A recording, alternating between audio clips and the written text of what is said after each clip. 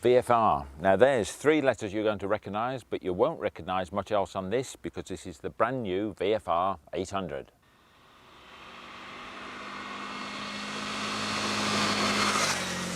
So just what is so new with this one? First off, you can probably see side-mounted radiators, very much like the Firestorm. Two of them, one either side. They remove the front radiator so that the engine can be tipped forward a bit more, get a bit more weight up the front. Very neat job they've made of it too. Got a new frame here, ends there because this time the swinging arm and suspension is all mounted on the back of the engine, unlike the old model, and again, more like the Firestorm. The engine itself is the RC45, or rather it's modelled on the RC45. It's got a slimmer crankcase. The gear train for the valves has been moved over to the right-hand side, taken away from the centre. That's been able to slim the whole engine down. They've also changed the crank as well, and it gives this lovely sort of lumpy, offbeat feel to it all. Very much a super engine based on super bikes. And talking of super bikes, of course, you'll recognise the swing arm on this, single-sided swing arm, Pro Arm as it's known, copied by Triumph with the 595 and also Ducati 916s. One thing that it does give you is a very clean back wheel assembly. The chain and the disc and the pads and all the rest of it all stays on that swinging arm if you need to change the wheel, which funnily enough I had to take the wheel off the other day because I had a puncture and it must have taken all of 2 minutes, if that. Piece of cake. Now all that might seem fairly obvious, but what's less obvious is the fuel injection system on this V4 motor. It's buried in there, underneath the tank, between the cylinders, but fully programmed fuel injection, complete with computer controlled ignition. In fact, this bike is absolutely loaded with technology. But it's on the road that all this technology comes to life. The engine has that unique blend of smooth 4 and V twin grunt that not only gives it a nice sound and an even better feel, it also gives it stonking low down power to catapult you off the line or slingshot you out of corners. It also has the strange ability to be relaxed at any speed, trickling along at 30 miles an hour, purring like a big contented cat at 50 or 60, or tearing along at a ton plus. It all seems so natural to the VFR. What's also so natural is me sitting on this fence. But seriously, coming down to the bike, if I don't fall over, you've got a nice big seat to start off with a very natty removable little seat hump. But when you come up the front end, this is when it gets really clever. Not only have you got adjustable handspan levers, which we're all getting used to now, but you've got this very nice dash panel, really Star Trek-y stuff.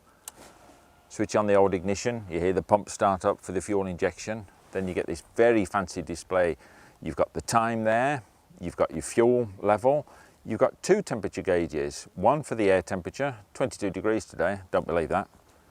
Press that and you also get 44 degrees, that's for the engine temperature.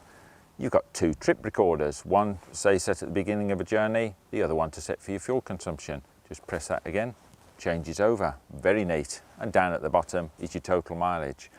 So altogether, a very neat dashboard, nice big clear rev counter right in the middle, redlining at 12,000 revs you see there. Decent sized speedo, nice little pretty lights at the bottom, indicators up there.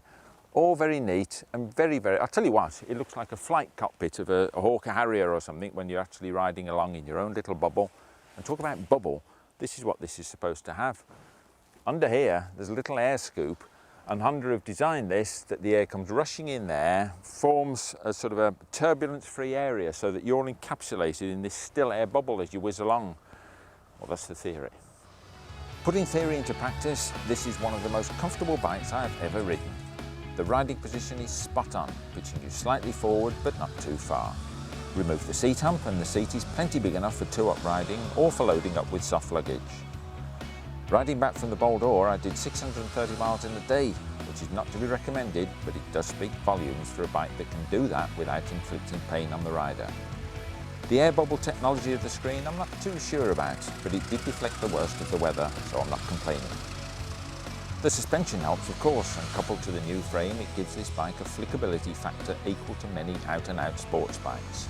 But all this is of little use if you can't stop, and here the VFR is a revelation. In fact, the braking system on this is a technological marvel. Operate either lever, the front brake lever or the rear brake lever, and in fact it brings on both brakes at the same time, but it's not quite as simple as that. If you look at this gizmo down here, see all these pipes here, this plumber's nightmare of hydraulic piping, comes down to a 6-piston caliper there, but this isn't all. If we just imagine now we're putting the front brake on. What you get on this, you get all 3 pistons operating in there and the 3 pistons on the other side. But when the brake goes on, this arm actually moves up here. You can probably just see it compressing slightly there. And in there is a master cylinder for the rear brake. So it's not until the front brake comes on that any fluid is passed from there along these pipes straight to the rear brake. And then just the middle piston of the rear brake 6-pot caliper comes on. Now, if you're still with me, the other way round, if you put the back brake on, what you get on the other fork leg is a little delay valve. What that does, it allows just these pistons on this side, or rather the center piston on this side, to come on. And then after a few seconds, that'll bring in the other one. So initially, you just get half the braking force because you just got one disc in operation, then the second one follows through. Very, very clever, and it actually works. And personally, I think it's very safe. And also I can say, if it works for racers like Aaron Slight, Colin Edwards and Mick Doohan, because they use it on the race bikes, it's okay for me. The braking is so controlled it has to be experienced to be believed. It hasn't got ABS as such, but in effect it has, because try as I might, I certainly couldn't lock up the wheels. With both brakes being applied automatically whenever you operate either lever, the whole bike squats, keeping the weight distribution more even. One day, all bikes will be like this. If ever there was a bike for all reasons and all seasons, this has got to be it. And it comes with a 2-year warranty and Honda's free 2-day training course. At $8,975 on the road, you get a lot of technology for your money and one hell of a bike.